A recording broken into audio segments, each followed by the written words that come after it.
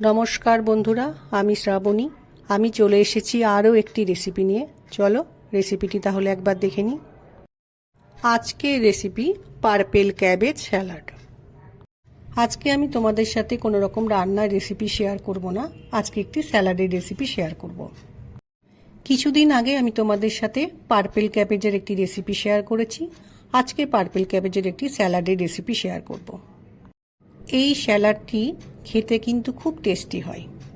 স্যালাডটা তৈরি করার জন্য একটি পার্পেল ক্যাবেজ বা বেগুনি বাঁধাকপি নিয়েছি।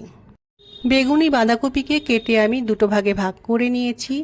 এর মধ্যে যে সাদা অংশ, এটা কিন্তু বাদ দিয়ে দিতে হবে। স্যালাড বানানোর জন্য বাঁধাকপিকে একটু মোটা টুকরো করে কেটে নিয়েছি। স্যালাড তৈরি করার জন্য একটি পাত্র নিয়েছি। পাত্রের মধ্যে প্রথমে দিয়ে নিলাম কেটে রাখা বেগুনি বাঁধাকপি। একটু মোটা টুকরো করে শসা কেটে রেখেছি, সেটা দিয়ে নিলাম। গাজর দিয়ে নিলাম। এরপর দিয়ে দিলাম ক্যাপসিকাম। টমেটো কেটে রেখেছিলাম, সেটা দিয়ে নিলাম। অল্প পরিমাণে মটরশুঁটি ছাড়িয়ে রেখেছিলাম, সেটা দিয়ে দিলাম। এবার দিলাম ধনেপাতা কুচি। কেটে রাখা পেঁয়াজ স্যালাডের মধ্যে দিলাম। তোমরা যদি পেঁয়াজ না খাও সেটা না দিলেও দিতে পারো। স্যালাডকে আরও সুস্বাদু করার জন্য কিছুটা পরিমাণে দিয়ে নিলাম লেবুর রস।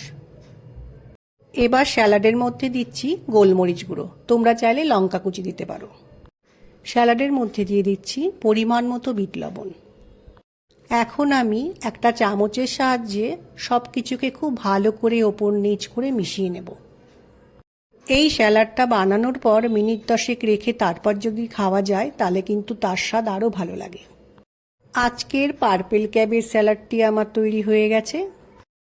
এই স্যালাডটি বানিয়ে নিয়ে লাঞ্চ বা ডিনারে খাওয়া যায়। আবার আমরা অনেক সময় ভাবি এমনি একটু স্যালাড খাবো, তখনও কিন্তু এইভাবে স্যালাড বানিয়ে নিয়ে খাওয়া যায়।